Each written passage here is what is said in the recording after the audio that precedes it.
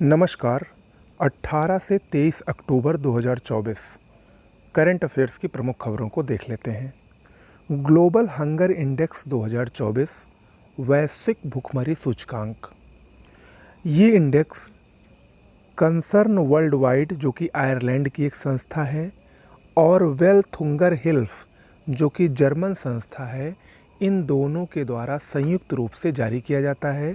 2006 से इस सूचकांक को जारी करने की शुरुआत की गई है और तब से लेकर इस बार 2024 में जो रिपोर्ट जारी की गई है वो इस क्रम में 19वीं रिपोर्ट है। इसमें 127 देशों की रैंकिंग की गई है। भुखमरी सूचकांक में 0 से लेकर 100 तक के स्कोर की गणना की जाती है, जिसमें जो 0 होता है वो सबसे अच्छा माना जाता है, यानी वहाँ पर कोई भुखमरी नहीं है। और जिसका स्कोर, जिस देश का स्कोर 100 होता है या उसके आसपास होता है, वो सबसे खराब श्रेणी में आता है, यानी वहाँ भुखमरी की स्थिति अत्यंत गंभीर मानी जाती है। ग्लोबल हंगर इंडेक्स ये 4 संकेतकों पर आधारित है। पहला है अल्प पोषण, दूसरा है बाल बौनापन, यानी 5 वर्ष से कम उम्र के बच्चों की जो अनुमानित हाइट है, अनुमानित ऊंचाई है, वो सामान्य से कम होना। बाल दुर्बलता यानी चाइल्ड वेस्टिंग और बाल मृत्यु दर। ये जो 4 संकेतक हैं, इनके आधार पर ग्लोबल हंगर इंडेक्स की गणना की जाती है और इस वर्ष इन 4 संकेतकों के आधार पर 2024 में ग्लोबल हंगर इंडेक्स में शीर्ष प्रदर्शन करता इसमें देश है बेलारूस, नंबर 1 पर है। दूसरे पर बोस्निया हर्जेगोविना, तीसरे पर चिली और चौथे पर चीन। वहीं सबसे खराब प्रदर्शन इस रैंकिंग में, इस सूचकांक में, यानी जो सबसे भूखे देश हैं, वो है सोमालिया, जिसकी एकदम अंतिम रैंक है 127वीं, और फिर है यमन 126वीं रैंक पर। भारत की बात करें, भारत के प्रदर्शन की, तो भारत को इस वर्ष 105वां स्थान दिया गया है, जबकि पिछले वर्ष यानी 2023 में भारत को 111वां स्थान मिला था। इस सूचकांक में भारत का GHI स्कोर यानी ग्लोबल हंगर इंडेक्स स्कोर 27.3 है और भारत को भूख की गंभीर श्रेणी में शामिल किया गया है। और इस श्रेणी में पाकिस्तान और अफ़गानिस्तान भी हैं, यानी भारत को पाकिस्तान और अफ़गानिस्तान के साथ भूख की गंभीर श्रेणी में शामिल किया गया है। अगर हम भारत के पड़ोसी देशों की रैंकिंग की बात करें, उसकी तुलना भारत से करें, तो वो काफ़ी अच्छी स्थिति में है। कुछ देशों को छोड़कर बांग्लादेश की 84वीं रैंक है, नेपाल की 68वीं रैंक है, श्रीलंका की 56वीं रैंक है और पाकिस्तान की 109वीं रैंक है।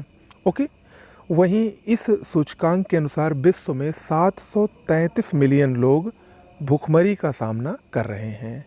ओके, ICC महिला T20 विश्व कप 2024 बांग्लादेश और संयुक्त अरब अमीरात की सह मेज़बानी में 3 से 20 अक्टूबर 2024 तक ये टूर्नामेंट खेला गया।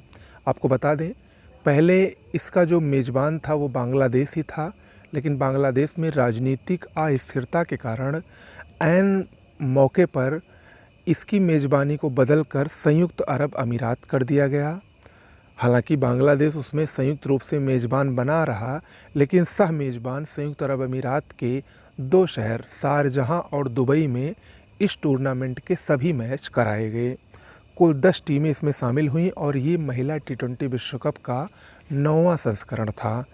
न्यूजीलैंड ने दक्षिण अफ्रीका को फाइनल मुकाबले में हराकर पहली बार ICC महिला T20 विश्व कप का खिताब जीता है। किसने? न्यूजीलैंड ने। प्लेयर ऑफ द मैच और प्लेयर ऑफ द टूर्नामेंट का खिताब न्यूजीलैंड की यंग ऑलराउंडर अमेलिया केर को दिया गया। आपको बता दें, ICC महिला विश्व कप T20 विश्व कप के इतिहास में सर्वाधिक सफल टीमों की बात करें तो वो ऑस्ट्रेलिया है।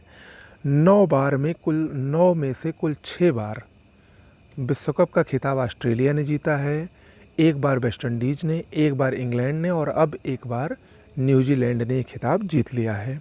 ओके, 2026 यानी जो आगामी T20 विश्व कप होना है, आपको बता दें प्रत्येक 2 वर्ष पर विश्व कप का आयोजन होता है महिला T20 विश्व कप का। तो अब 2024 के बाद 2026 में जो विश्व कप होगा वो इंग्लैंड की मेज़बानी में आयोजित किया जाएगा। ओके, आगे बढ़ते हैं। विजया रहाटकर ये चर्चा में है, बहुत महत्वपूर्ण है क्योंकि राष्ट्रीय महिला आयोग की ये 9वीं अध्यक्ष नियुक्त की गई हैं, नई अध्यक्ष बनी है राष्ट्रीय महिला आयोग की। इन्होंने रेखा शर्मा का स्थान लिया था जो अब तक राष्ट्रीय महिला आयोग की अध्यक्ष थीं। राष्ट्रीय महिला आयोग के बारे में कुछ जानकारी हम लोग ले लेते हैं, इम्पोर्टेंट हैं। ये एक वैधानिक निकाय है, इसका हेडक्वार्टर नई दिल्ली में है। 1992 में राष्ट्रीय महिला आयोग अधिनियम 1990 के तहत इसकी स्थापना की गई थी। ये आयोग केंद्रीय महिला और बाल विकास मंत्रालय के अधीन आता है। इस आयोग में एक अध्यक्ष, 5 सदस्य और एक सचिव सदस्य हो सकता है। और ये जो 5 सदस्य होते हैं इनमें से एक सदस्य एससी यानी अनुसूचित जाति और एक एसटी यानी अनुसूचित जनजाति का होना अनिवार्य होता है। अगर हम राष्ट्रीय महिला आयोग के अध्यक्ष सदस्यों के कार्यकाल की बात करें तो 3 वर्ष या 65 वर्ष की आयु जो भी पहले हो ये उनका कार्यकाल होता है। महिला आयोग, राष्ट्रीय महिला आयोग की पहली अध्यक्ष जयंती पटनायक थीं, ये भी पूछा जाता है। ओके, आगे बढ़ते हैं। आरोहा 2024 ये क्या है?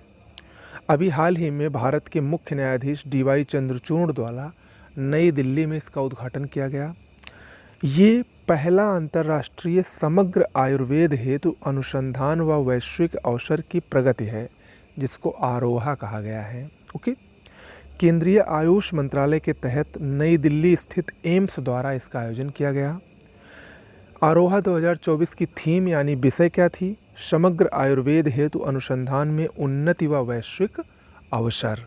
आपको बता दें इस आरोहा 2024 में भारत के बहुत सारे जो उद्योगपति थे, जो विभिन्न हस्ती थे, उन सभी ने भाग लिया। इसके अलावा विदेशों के प्रतिनिधि भी इसमें भाग लिए।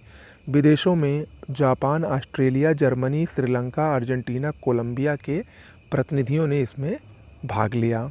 ओके, आगे बढ़ते हैं। मॉरिशस ये चर्चा में है क्योंकि भारत सरकार के IDEAS ये क्या है? भारतीय विकास और आर्थिक सहायता योजना के तहत रुपया ऋण प्राप्त करने वाला पहला देश बन गया है। कौन? मॉरिशस।